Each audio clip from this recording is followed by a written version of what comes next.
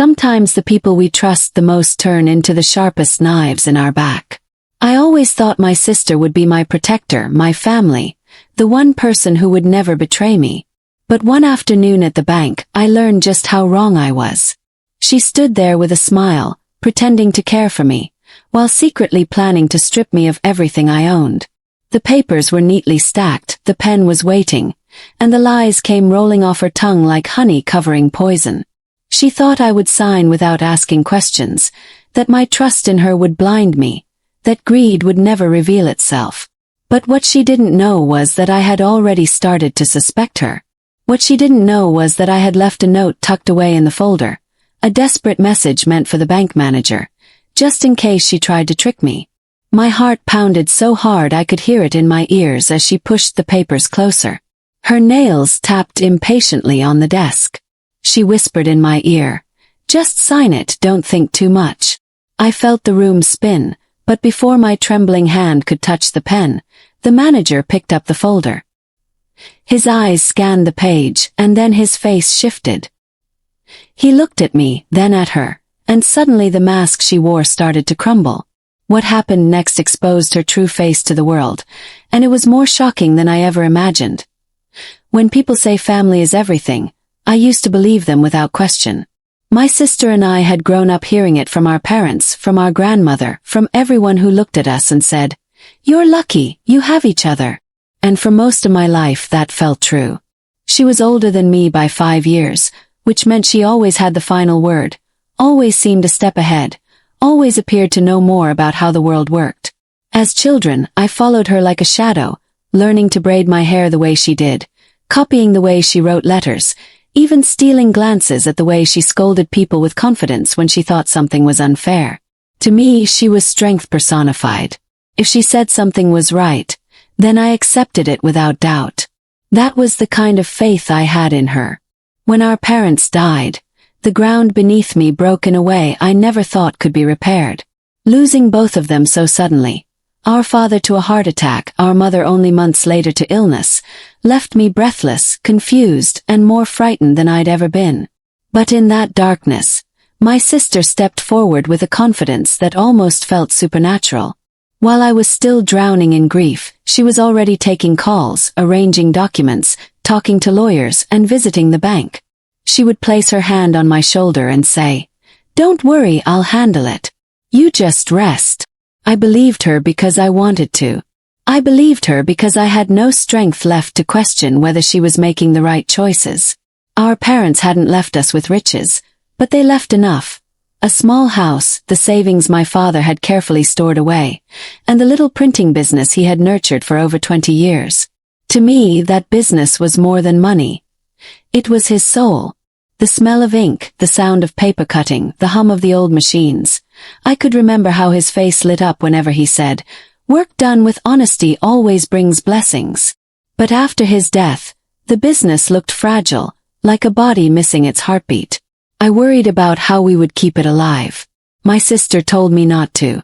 "I'll make sure everything is secure," she said, patting the pile of files in her hand. "You don't need to break your head over these things." At first, her words were comforting. I wanted to curl up in bed and escape the reality that my parents were gone, so I let her take the steering wheel of our lives. She spoke to bank managers, accountants, even relatives who called with unwanted advice. Whenever I asked her what was happening, she would wave her hand dismissively and tell me it was routine work. She never explained much, but I told myself it was because she didn't want to burden me. I told myself she was protecting me the way an elder sibling should. But whispers started to reach me. It began with our uncle, who stopped by one afternoon holding a bag of fruit. He sat on the sofa, his eyes heavy with hesitation, before asking me quietly, "Why is your sister putting everything in her name?" I stared at him, confused. "What do you mean?" he asked. He shrugged uncomfortably. "She told me the house will be easier to manage that way. But don't you think you should ask questions? Your parents wanted both of you to have equal rights." His words stayed with me like thorns. Later, a family friend mentioned something similar in passing, saying my sister seemed to be acting like the sole owner of the business now. Each time I shook off the doubts. Surely they were mistaken. Surely she was just handling things temporarily. She would never cheat me. Still, something inside me began to itch with suspicion. I noticed how she avoided my eyes whenever I asked about the paperwork. If I pressed harder, her voice would grow sharp. Do you think I don't know what I'm doing? Do you think you could manage this better? The guilt she placed on me was heavy, and I retreated into silence more than once. But silence did not bring peace. It only gave space for my fear to grow. The day she asked me to come with her to the bank is etched in my memory with terrifying clarity. It was a bright morning, the kind that should have carried hope, yet I felt my stomach knotting the entire walk there. She carried a leather folder pressed tightly against her chest, and her steps were brisk, almost impatient. I tried to ask what documents we were dealing with, but she only gave me a sweet smile and said, "Nothing complicated.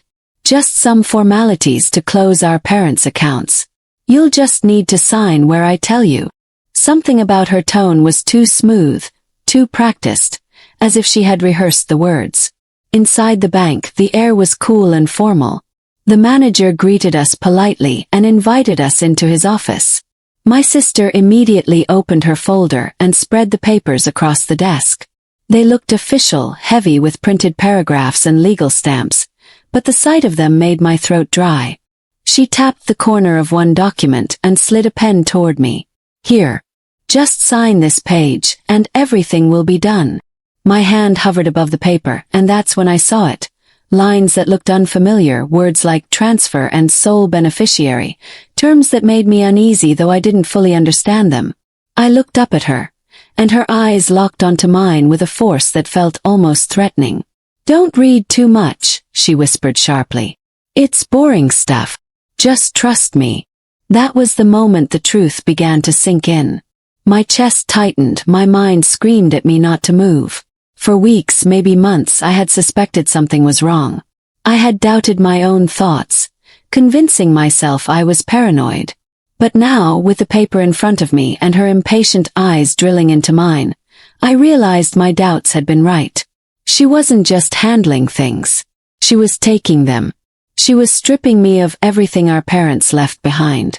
A wave of dizziness washed over me, and in that haze, I remembered the note I had written the night before.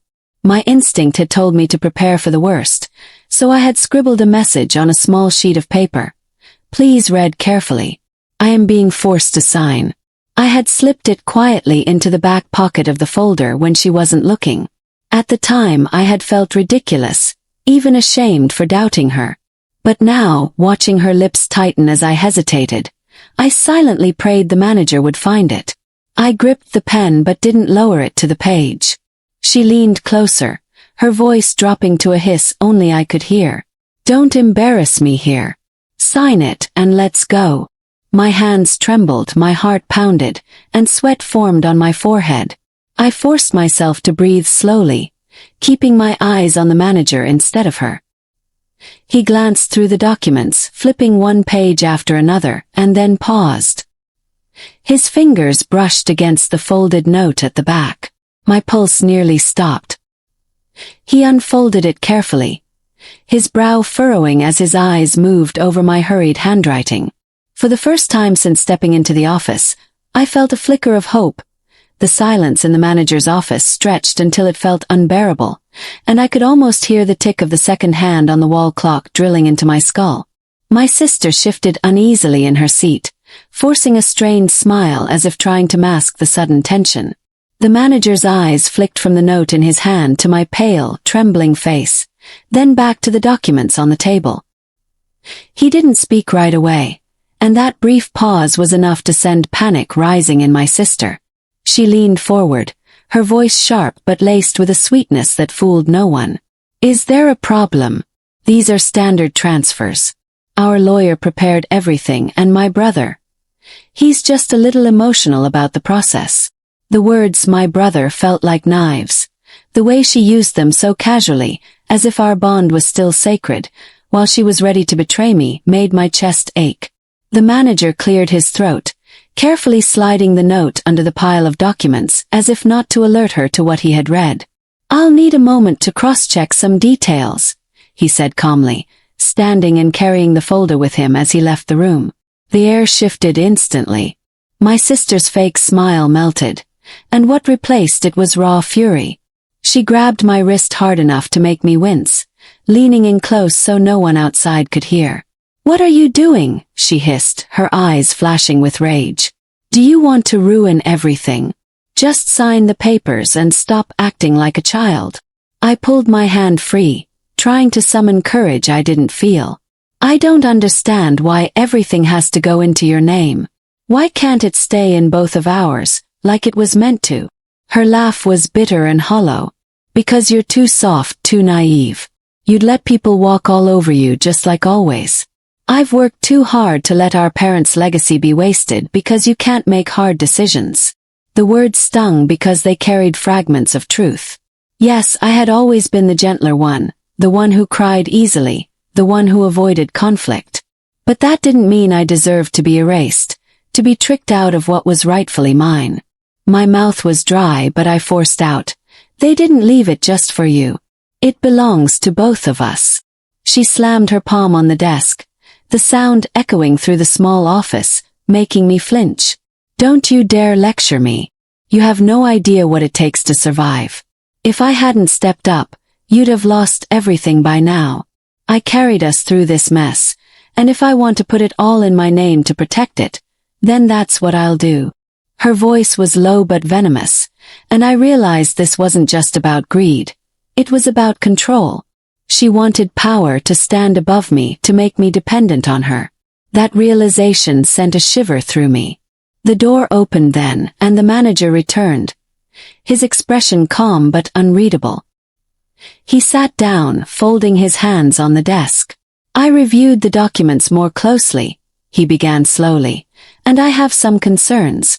According to these papers, all properties, savings, and the business are being transferred into a single account under your name, Mississippi." My sister quickly jumped in, her tone sugary again. "Yes, that's correct. Simply for management purposes. My brother is still young and doesn't know much about handling finances. This way, I can take care of everything on behalf of both of us." The manager's gaze shifted to me, his eyes holding mine as if urging me to speak. My throat tightened, but I managed to whisper, "I don't agree to that. I was told these were just routine documents, but that's not true. I never gave my consent." The words left me shaking, but also strangely lighter, as though I had broken through invisible chains. My sister's face darkened, the fake sweetness slipping again. "He's confused," she snapped. "He doesn't understand what's happening. He always panics under pressure." The manager raised a hand gently, stopping her from continuing. "I understand your concern, but these documents can't be processed without both parties' full and informed consent. And from what I see, there are clear objections." My sister's lips pressed into a thin line, her hands curling into fists on the table. She turned to me, her eyes burning holes into my skin. "You'll regret this," she muttered so softly the manager almost didn't hear. He looked between us, his brows knitting, then leaned back in his chair. "If I may give some advice," he said, his tone firm but kind, "inheritance and family assets should never be rushed. It's important both of you feel secure and respected in this process. I suggest taking these documents back, consulting another legal advisor together, and returning only when you're both comfortable." He slid the folder back across the desk. My sister didn't reach for it right away, her face frozen in fury. She had expected everything to go smoothly, to trap me in silence, but now the walls of her plan were cracking. I reached out and pulled the folder toward me before she could snatch it, clutching it tightly to my chest. For a moment we just stared at each other, the air thick with unspoken words, her anger, my fear, and the unbridgeable chasm that had opened between us. When we left the bank, she walked so fast I had to hurry to keep up. Outside, under the blazing sun, she spun around to face me, her expression twisted with rage. "You think you've won, don't you?" she spat. "Do you know how foolish you are? You've embarrassed me in front of everyone. You've ruined months of hard work." My voice shook, but I refused to back down. "If your work was honest, there wouldn't be anything to ruin." Her hand lifted as if she might strike me, but she stopped herself, curling her fingers into her palm with trembling restraint. "You're weak," she said coldly. "And weak people don't survive in this world. Don't come crying to me when everything falls apart." With that, she turned and stormed away, her heels clattering against the pavement, leaving me standing alone, the folder pressed tightly against me like a lifeline. My knees felt weak, and I sank onto a nearby bench, trying to steady my breathing. The world blurred with tears as I realized the truth I had been avoiding for so long. My sister wasn't protecting me. She wasn't shielding me from the world. She was trying to take everything for herself, convinced I wasn't strong enough to stop her. The note I had written in fear had saved me, but it had also shattered something I could never repair. The bond we once shared, the trust, the love, the belief that family would never turn against family, was broken, and no manager, no document, no apology could put it back together. As I sat there, clutching the folder, I wondered what would come next. She wasn't the type to give up easily, and I knew this battle wasn't over. But for the first time, I also knew I couldn't keep hiding in her shadow. If she was willing to fight to take everything from me, then I would have to find the strength to fight just as hard to protect what was mine. The days after the confrontation at the bank felt heavy, each morning pulling me deeper into a fog of tension I couldn't escape. My sister stopped speaking to me entirely, her silence louder than any words she could have thrown. She moved around the house with a storm cloud over her head, slamming doors, making phone calls in hushed tones, and giving me looks that made my stomach twist into knots. At first, I wanted to believe maybe time would cool her anger, that eventually she would remember we were family, that she would soften and realize what she had tried to do was wrong. But each day only proved the opposite. She grew colder, sharper, and more determined, and I began to feel like a stranger in my own home. I started noticing little things that made my skin crawl. Documents disappearing from the desk drawer where I had placed them. Her phone buzzing late at night followed by whispers I couldn't fully catch, and the way she watched me when she thought I wasn't looking, her eyes full of calculation. It became clear she hadn't given up. The bank incident hadn't ended her plans. It had only made her more dangerous. That realization kept me awake at night, staring at the ceiling, my mind racing with what she might do next. One evening, I overheard her on the phone in the kitchen. She thought I was upstairs, but I had come down quietly to grab some water. Her voice was low, but the words hit me like ice. "He's too soft. He'll break soon. I just need another angle. The lawyer said we can still push it if I frame it as incompetence. Make it look like he can't handle responsibility." My breath caught in my throat, and I froze in the hallway, clutching the banister so hard my knuckles whitened. She wanted to make me seem incapable, unfit, someone who couldn't be trusted with money or property. If she succeeded, the law might favor her, and everything could be lost. Panic swelled inside me, but I forced myself to tiptoe back upstairs before she caught me listening. Alone in my room, I sat on the edge of the bed, trembling, my heart racing with fear. For so long I had avoided conflict, shrinking from battles, letting others decide for me. But now I saw clearly. If I didn't fight for myself, she would bury me under her lies. The next morning, I gathered the courage to go back to the bank manager who had read my note. I wasn't sure if he would even listen outside of his professional duties, but I needed guidance. Sitting in his office again felt strange, like stepping back into the moment my world had begun to crack. He studied me with a kind but serious expression as I explained what had happened since, how my sister was plotting, how I feared she would find another way to corner me. He leaned back in his chair, fingers steepled, and said, "It's not uncommon for disputes like this to turn ugly, especially when family is involved. But you have more power than you think. The first step is knowledge. Arm yourself with it. Don't let anyone push papers in front of you without understanding every word. And if she tries to prove incompetence, you'll need to demonstrate the opposite, that you're aware, capable, and responsible." His words were steady, grounding, But they also stirred something inside me I hadn't felt in years: resolve. He gave me the contact of a lawyer he trusted, someone who handled inheritance disputes with sensitivity and fairness. I clutched that slip of paper like a lifeline as I left his office, feeling for the first time that maybe I wasn't as helpless as my sister believed. Meeting the lawyer was intimidating, but it also opened my eyes. He patiently explained the laws, the rights I had, and the ways my sister might try to manipulate the system.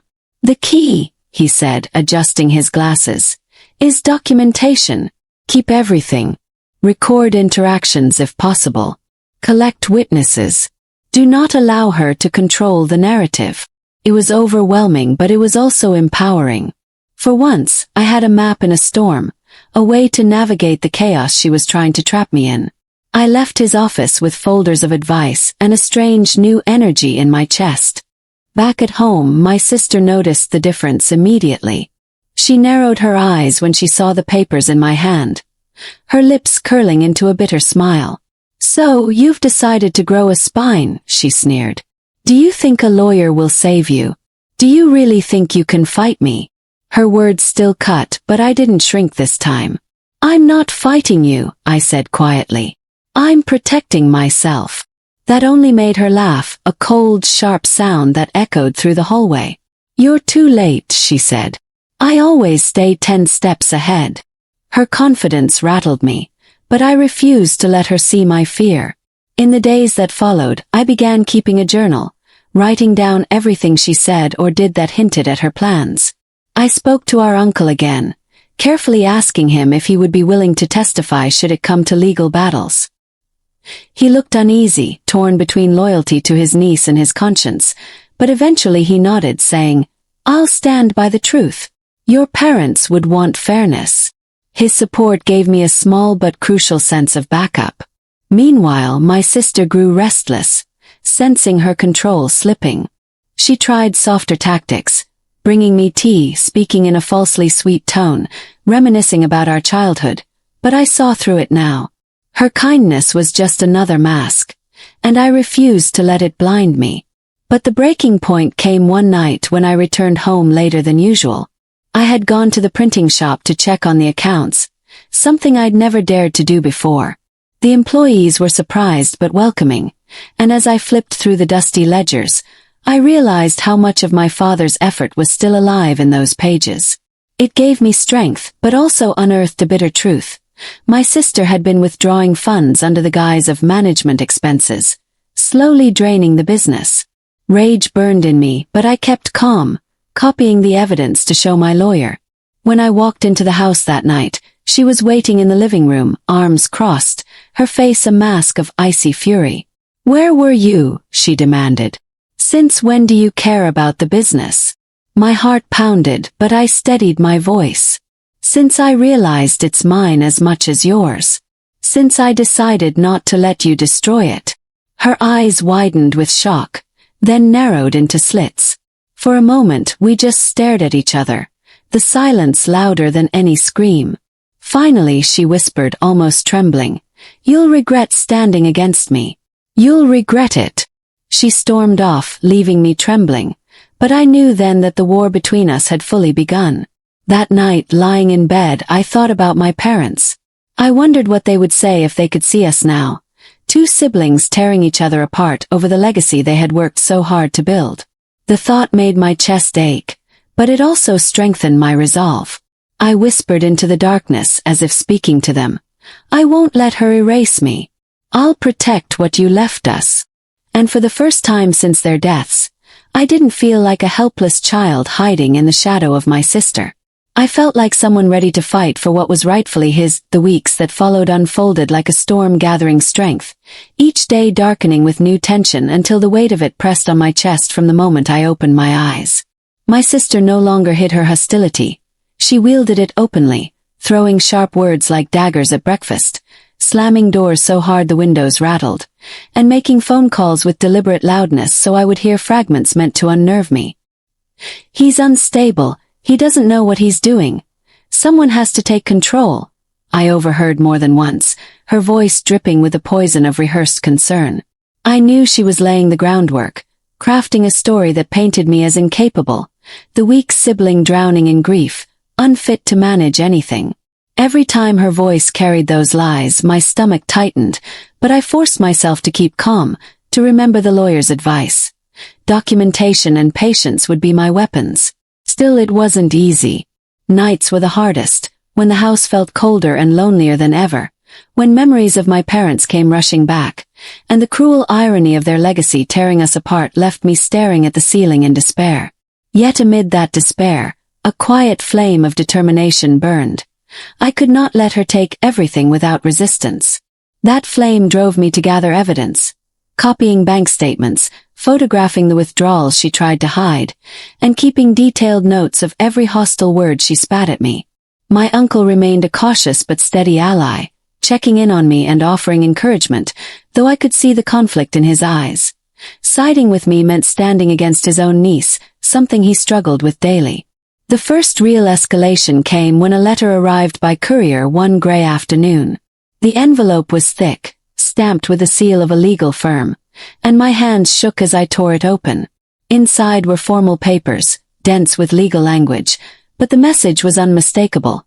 My sister had filed a petition claiming I was mentally and emotionally unfit to handle financial matters, requesting sole authority over all assets. My breath caught in my throat as I read the cold, heartless lines. She wasn't just scheming anymore. She had declared open war.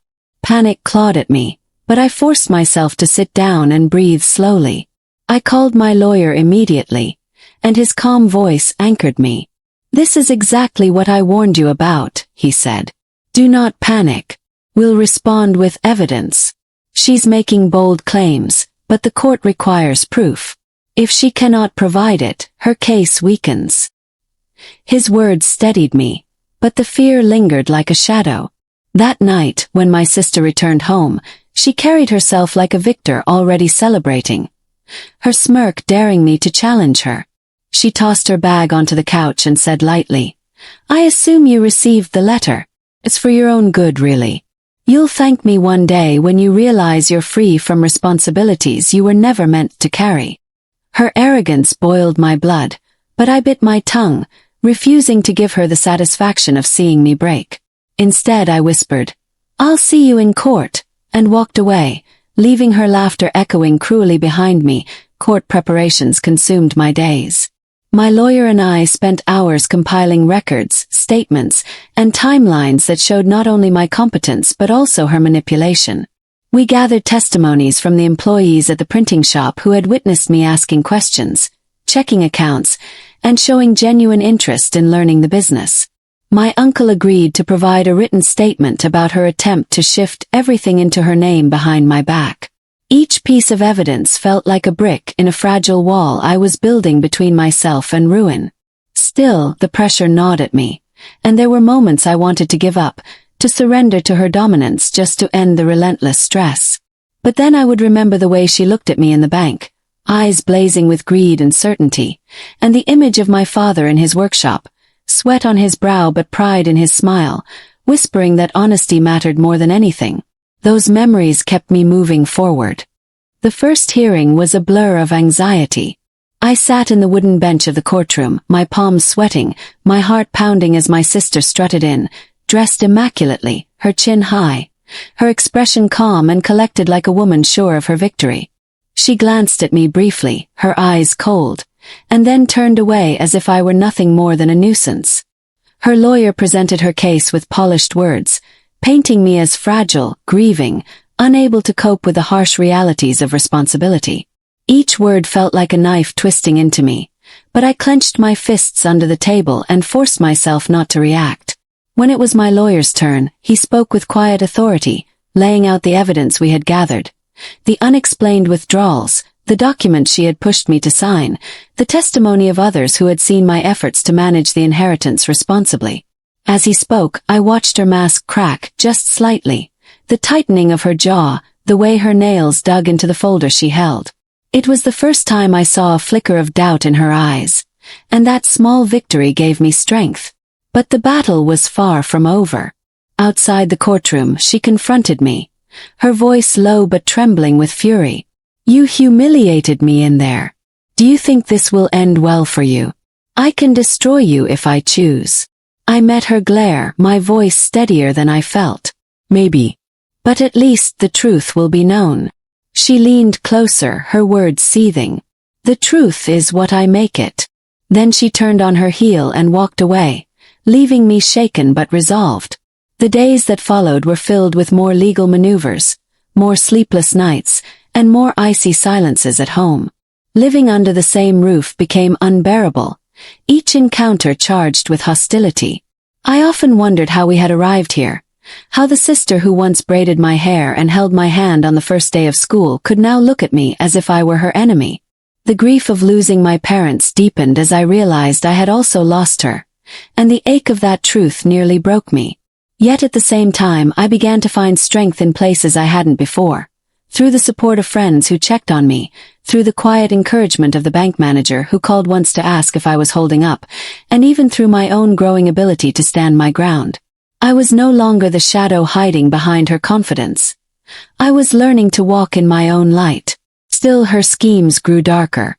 I discovered she had been spreading rumors in the community, whispering to relatives and neighbors that I had become unstable, that grief had driven me into paranoia, that I was lashing out at her kindness.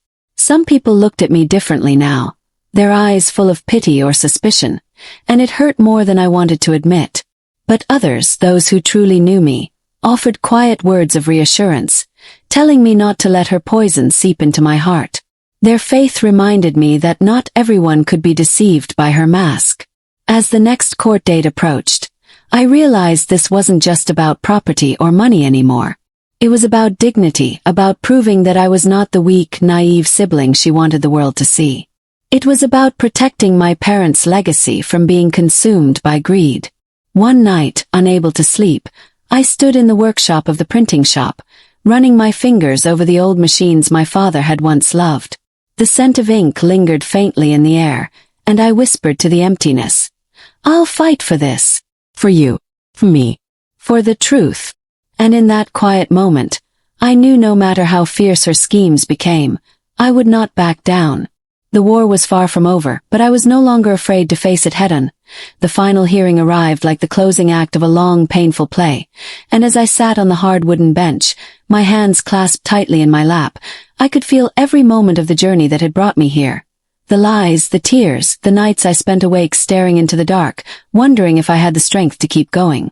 My sister walked into the courtroom dressed in a tailored suit that screamed confidence, her hair perfect, her smile faint but sharp, the kind of smile she wore when she believed she had already won. She did not glance at me this time, not even to throw her usual smirk. Instead, she carried herself like a queen entering her throne room, certain the world would bend to her will.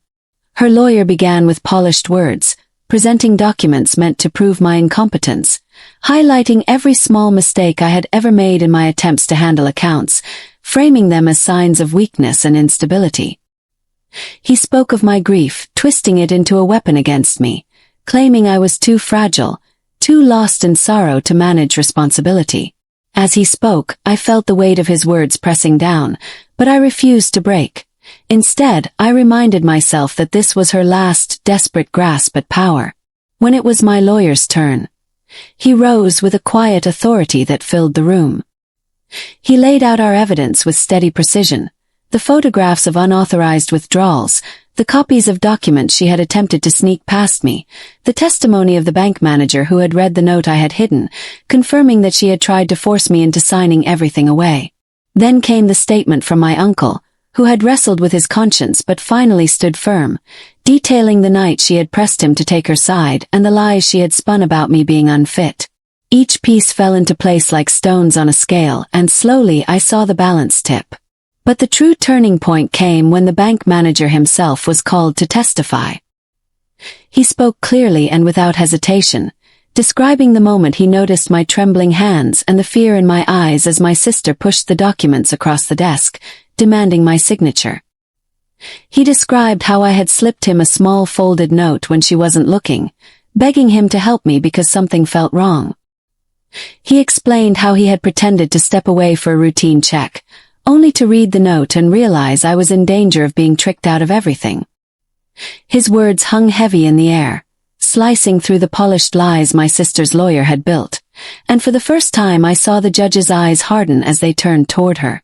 She shifted uncomfortably, her mask cracking, her composure slipping just a little as she realized the ground beneath her was no longer steady.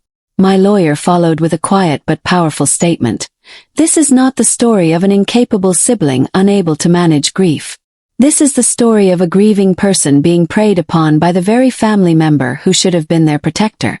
It is the story of betrayal disguised as concern, and greed hiding behind false kindness.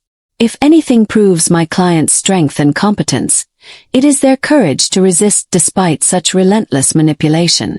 The silence that followed felt endless, broken only by the sound of my sister shifting in her seat, her nails tapping nervously against the polished wood of the table. When it was her turn to speak, her words came sharp and fast, laced with anger she could no longer control. He's lying. They're all lying. He's weak, always has been, and he's trying to play the victim. She spat, her voice rising as she pointed a trembling finger at me.